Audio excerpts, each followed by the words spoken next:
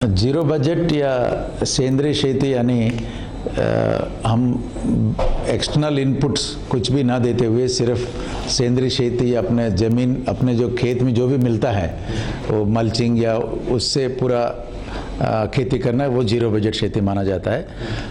अभी तक हमने अपने विद्यापीठ में तो उस टाइप का संशोधन ज़्यादा नहीं किया, लेकिन हमारा जो रिज़ल्ट है, हमारा एक लॉन्ग टर्म फर्टिलाइज़र एक्सपेरिमेंट का एक रिज़ल्ट है परभनी में। पिछले 25 साल से हम उस पर एक्सपेरिमेंट कर रहे हैं। उसमें अनेक सोयाबीन, कॉटन, करडाई, उन सब का हमने किया है, देखा है।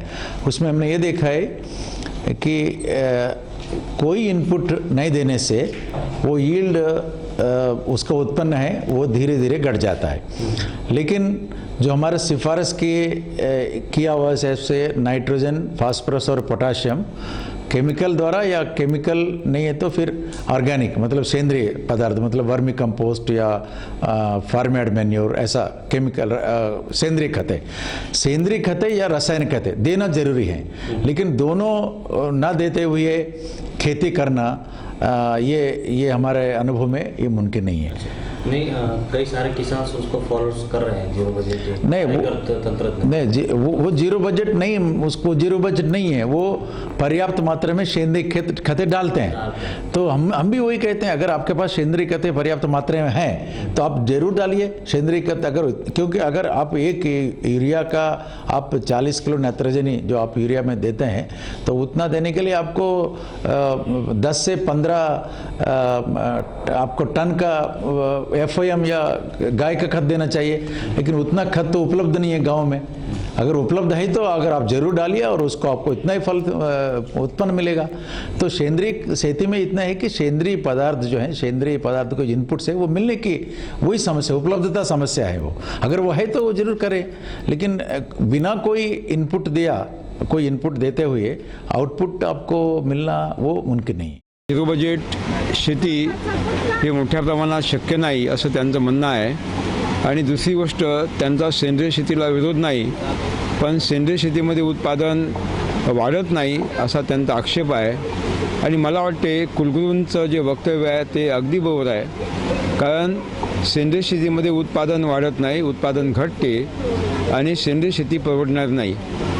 कुलगुरूंनी हे जे स्टेटमेंट दिलं त्यांना झिरो बजेट शेती काय आहे हे माहीतच नाही। त्यांच्या डोक्यात फक्त सेंद्रिय शेती भरलेली आहे आणि म्हणून त्यांची ती प्रतिक्रिया आहे। कुलगुरूंना जर झिरो बजेट आध्यात्मिक शेती माहीत असती तर कदाचित त्यांनी योग्य उत्तर दिलं असतं। आणि मला वाटते त्यांच्यावर टीका केल्यापेक्षा त्यांनी जी आपली स्वतःची मानसिकता व्यक्त केली ती त्यांच्या अज्ञानातून आलेली आहे। माझी त्यांना नम्र विनंती आहे कुलगुरू महोदयांना की झिरो बजेट आध्यात्मिक शेती काय आहे हे त्यांनी अभ्यासावं। मी माझे पुस्तकं त्यांना पाठवीन, त्यांनी मागितले तर आम्ही संवाद करायला तयार आहोत। त्यांनी बोलावलं तर एखादा प्रोग्राम त्यांच्या कृषी विद्यापीठात घेता येईल, कारण आतापर्यंत रासायनिक शेतीमुळं जीव, जमीन, पाणी, पर्यावरणाचा विनाश झालेला आहे हे त्यांनाही मान्य असेल।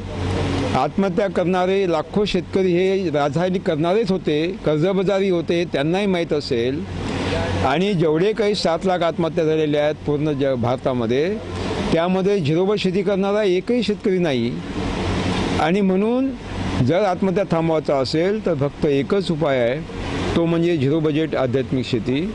आणि माननीय कुलगुरूंना ही माहीत नाही की या आमच्या झिरो बजेट आध्यात्मिक शेतीमध्ये गांडूळ खत वापरल्या जात नाही, शेणखत वापरल्या जात नाही किंवा कंपोस्ट खत वापरल्या जात नाही, कोणतीही बाहेरची निविष्ठा आणल्या जात नाही, वापरल्या जात नाही। आणि म्हणून त्यांनी म्हटलं की आम्ही म्हणजे विद्यापीठं शेतकऱ्यांना सांगतात की गांडूळ खत वापरा, शेणखत वापरा किंवा सेंद्रिय खत वापरा। मुळात गांडूळ खत, सेंद्रिय खत किंवा शेणखत वापरूनसुद्धा पिकाचं उत्पादन मिळत नाही असे लाखो शेतकऱ्यांचे अनुभव आहे। त्यांचं उत्पादन वाढत नाही, उलट उत्पादन घटतं आणि ते शाश्वत शेती होत नाही। दरवर्षी तुम्हाला हे निविष्ठा टाकावं लागतात, शेणखतसुद्धा दरवर्षी टाकावं लागतं विकत आणून। पण झिरो बजेट नैसर्गिक शेतीमध्ये मात्र तुम्हाला शेणखतही विकत घेऊन टाकावं लागत नाही, कंपोस्ट नाही, वर्मी कंपोस्ट नाही, रासायनिक खतं नाही। एक देशी गाईपासून 30 एकरची शेती करता येते, काहीही विकत आणून टाकायचं नाही आणि उत्पादन घटत नाही. रासायनिकपेक्षा आणि सेंद्रिय शेतीपेक्षा उत्पादन जास्त मिळते. 10% पाणी पाहिजे, 10% वीज पाहिजे आणि दुप्पट भाव मिळतात, कारण ते विषमुक्त आणि पोषण मूल्यांनी संपृक्त औषधी आमचे कृषी उपज असते. आणि आज ग्राहक वर्ग शहरातला 6व्या पे कमिशन आणि ज्या सेवा क्षेत्रात काम करणारे असतात त्यांच्यामध्ये भरपूर पगार मिळतो. त्यांची क्रयशक्ती वाढलेली आहे आणि त्यांना विषमुक्त अन्न पाहिजे आहे, जी फक्त झिरो बजेट नैसर्गिक शेती देऊ शकते, सेंद्रिय नाही आणि रासायनिक नाही.